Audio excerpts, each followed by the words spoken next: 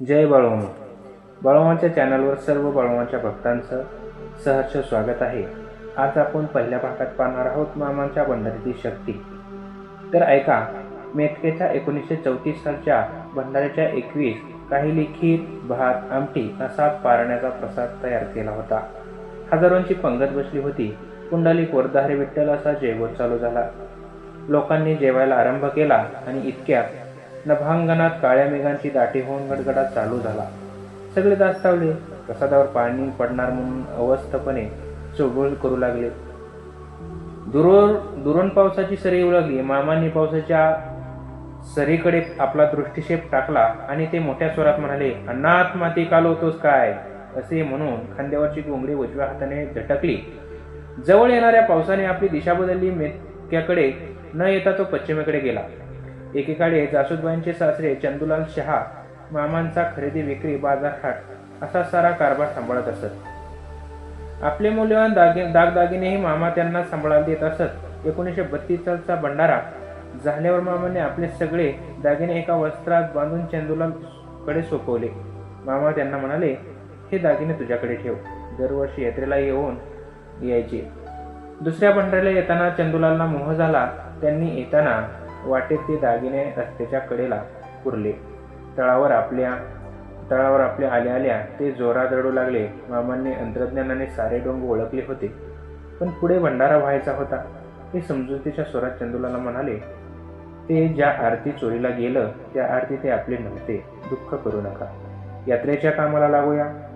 मामांनी नवीन दागिने केले. ते दागिने परत त्यांनी चंदूलालकडे दिले. त्यांनी मामांनी दिलेले नवीन दागिने घेतले. जाताना वाटेत पुरलेले दागिनेही घेतले. या दागिन्यांच्या जोरावर त्यांनी आपला मुलगा ताराचंद यांचा विवाह थाटामाटात साजरा केला. त्यावेळी सोन्याच्या म्हणजे जासूदबाईंच्या अंगावर 150 तोळे सोने होते.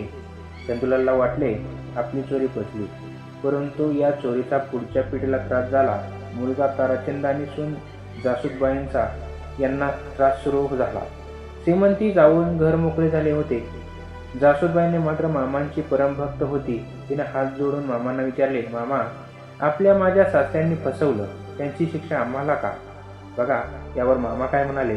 तिला मामा म्हणाले, "बाई, तू आयुष्यभर माझी वाट धरून राहा. त्रास झाला तरी मला विसरू नकोस. तुला कर्मभोग भोगावेच लागतील. ते भोगून तू मोकळी हो. मी तुला तुझ्या हाकेला उभा आहे. माझ्यावर श्रद्धा ठेव. माझी भक्ती कर. तू जन्ममरणाच्या चक्रातून मुक्त होशील." पुढे भाविक वृत्तीच्या जासूदबाईंनी 2 पालख्या पुरवून घेतल्या. एक गावातल्या दत्त मंदिराला दिली. दुसरी पालखी मामांसाठी होती, परंतु कोणी मामांकडे कापशीला घेऊन जाईना. नंतर त्यांना स्वप्नदृष्टांत झाला. त्यांना त्या 2 नारळ प्राप्त झाले. नंतर आठवड्याने ती पालखी कापशीला नेली.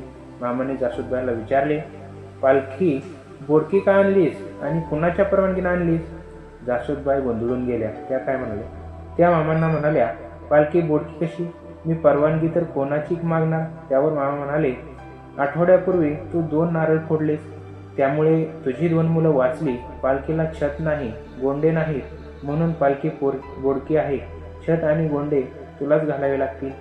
आता खरोखर जासूदबाईंकडे पैसेच उरले नव्हते, तरी त्यांनी कडबा विकून 250 रुपये गोळा केले आणि पालखीला छत आणि गोंडे केले. काही दिवसातच त्यांची 2 मुले जुन्नरमध्ये नदीच्या भोवऱ्यात सापडली, पण ती बुडाली नाहीत. मामांच्या कृपेने ती वाचली. श्रद्धाळू जासूदबाईंच्या मामाची कृपा होती.